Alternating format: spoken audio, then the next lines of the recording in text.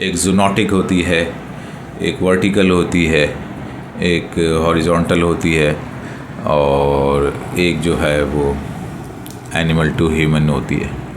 तो ये animal to human transmission के डिफरेंट मोड्स हैं, यानी सोर्स जो है वो बेसिकली एनिमल है, उसके बाद डिफरेंट मीडियम्स ऑफ ट्रांसमिशन है।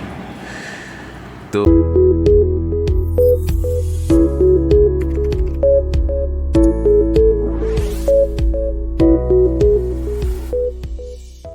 अस्सलाम वालेकुम, welcome to channel doctor Mohammad Faheem pure health.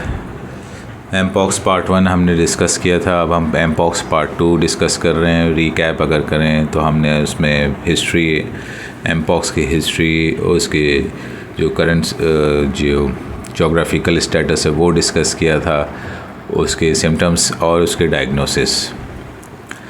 और अब हम डिस्कस करेंगे इसके मोड्स ऑफ ट्रांसमिशन और ट्रीटमेंट। मोड्स ऑफ ट्रांसमिशन में इसमें यह है कि ये 3 किस्म की इसकी ट्रांसमिशन होती है। एक जूनोटिक होती है, एक वर्टिकल होती है, एक हॉरिजॉन्टल होती है और एक जो है वो एनिमल टू ह्यूमन होती है। जूनोटिक का मतलब एनिमल टू एनिमल समझ लीजिए, एक एनिमल से दूसरा एनिमल को लग रहा है। और इसी को अगर हम फर्दर मॉडिफाई कर दें तो ये एनिमल टू ह्यूमन भी ट्रांसमिशन हो सकता है। एनिमल टू एनिमल तो ज़ाहिर सी बात है, बहुत सारी चीज़ें होती हैं, उनकी जो फिज़िकल कॉन्टैक्ट्स होते हैं, उनके टचिंग होती है, उनकी फ़ाइटिंग होती है और उनके जो भी इंटीमेसी होती है और इस तरह की दीगर चीज़ें जो उनके हाथ पाँव और ये सारी चीज़ें, ज़ाहिर सी बात है उनका हाइजीन का तो कोई स्टैंडर्ड है ही नहीं as compare to humans. Animals to human, ये इंटरफेस जो है ये बहुत इम्पॉर्टेंट है कि ये कैसे हो रहा है। एनिमल्स टू ह्यूमन आपका स्किन कांटेक्ट से हो सकता है, टचिंग से हो सकता है और उनके फैदर्स से हो सकता है, उनके जो भी स्नीजिंग जब अगर वो करते हैं तो उनका जो भी ड्रॉपलेट्स होते हैं वो उससे हो सकता है। उसके अलावा उनके स्क्रैच से हो सकता है, उनकी बाइट से हो सकता है। और अगर वो फूड जो हम खा रहे हैं, जो मीट है उसमें अगर वो अंडर कुक्ड है तो उससे भी हो सकता है। तो ये एनिमल टू ह्यूमन ट्रांसमिशन के डिफरेंट मोड्स हैं, यानी सोर्स जो है वो बेसिकली एनिमल है, उसके बाद डिफरेंट मीडियम्स ऑफ ट्रांसमिशन है। तो एनिमल टू एनिमल हमने डिस्कस कर लिया, एनिमल टू ह्यूमन हमने डिस्कस कर लिया, अब ह्यूमन टू ह्यूमन डिस्कस करेंगे। और ह्यूमन टू ह्यूमन में सबसे पहले ये एक वर्टिकल ट्रांसमिशन होती है फ्रॉम मदर टू बेबी। ये बहुत इम्पॉर्टेंट है, ये बहुत ज़्यादा हो सकती है। इसके अलावा जो हमारे ये जो रतूबत होती है, जो मॉइस्चर होता है मुंह में होता है, यानी म्यूकोज़ा है, नेज़ल डिस्चार्ज है, इसके अलावा फीको एनल रूट है, ये सारी चीज़ें। और जो हमारा स्नीजिंग है और कॉफ़ है, बलगम है, स्प्यूटम है, तो आप समझ लीजिए कि ये यूरिन, स्टूल, स्प्यूटम, म्यूकोज़ल लाइनिंग से जो हमारा डिस्चार्ज होता है, ओरल म्यूकोज़ा से या गट म्यूकोज़ा से जो फ्लूइड होता है वो, ब्लड और चोट लगने से जो फ्लूइड निकलता है ब्लड के अलावा सीरम, वो हो गया। और इसके अलावा जो आपका स्नीजिंग है, छींके वगैरह से जो, या ब्रेथ में जो ड्रॉपलेट्स होते हैं वो, तो ये सारी चीज़ें भी वायरल ट्रांसमिशन की बाइस बनती हैं ह्यूमन टू ह्यूमन।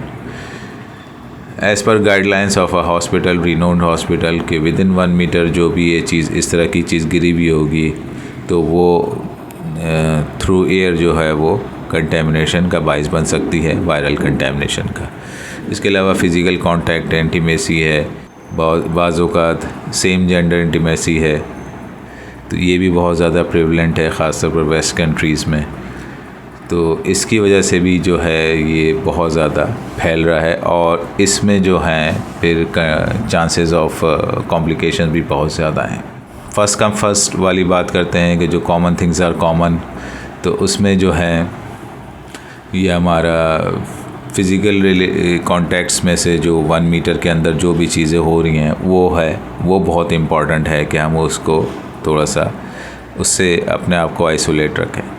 अभी ये चीज़ जब हमारे यहाँ प्रेवलेंट नहीं हुई है, और लेकिन इसके साथ साथ हमें ये भी नहीं पता कि कितने लोगों को है और ये भी नहीं पता, तो इसमें आइडियली जो एक दो चीज़ें कहते हैं कि सोशल डिस्टेंसिंग और एक है हैंड हाइजीन, ये चीज़ें ज़रा करनी पड़ेंगी। और तीसरी चीज़ जो है mask, face mask, hand hygiene यानी हैंड सैनिटाइज़र और सोशल डिस्टेंसिंग, अगर हम ये तीन चीज़ें कर लेते हैं तो काफ़ी हद तक इन चीज़ों से विदाउट एनी एडिशनल मेजरमेंट्स हम सरवाइव कर सकते हैं ईज़िली। और अगर हम ये चीज़ें नहीं करते हैं तो हमें अभी सोसाइटी का नहीं पता। ओवरवेलमिंगली मैं नहीं कहता कि आप कॉशियस हो जाएं और अपने घरों में मुक़य्यद हो जाएं या अपने काम में बिल्कुल एक ऐसा माहौल क्रिएट कर लें कि जैसे हॉरिफाइड हो, ऐसा नहीं होना चाहिए। लेकिन एक हाइजीन का जो एक स्टैंडर्ड है वो ग्लोबल स्टैंडर्ड है, इर्रिस्पेक्टिव के माहौल में कोई चीज़ ख़राब हो या ना हो, तो वो हमेशा मेंटेन रहनी चाहिए। डिस्टेंसिंग अच्छी बात है इस हवाले से कि मतलब वैसे ही कोई जरासीम किसी को ना लगे, अगर कॉमन सा भी लग जाता है तो एक आध दिन डिस्टर्ब हो जाता है, तो उसको थोड़ा सा और मॉडिफाई कर लीजिए। मास्क पहनना कोई इतनी बुरी बात नहीं है, बहुत सारे लोग नहीं टॉलरेट कर पाते, वो एक सेपरेट इशू है, लेकिन मास्क पहन लें तो अच्छी बात है। और हाइजीन, सैनिटाइज़र तो वैसे ही इतनी सारी कंटेमिनेशन हाथ में लगती रहती हैं, तो वो वैसे ही आप कर सकते हैं, उसका कोई इशू नहीं है।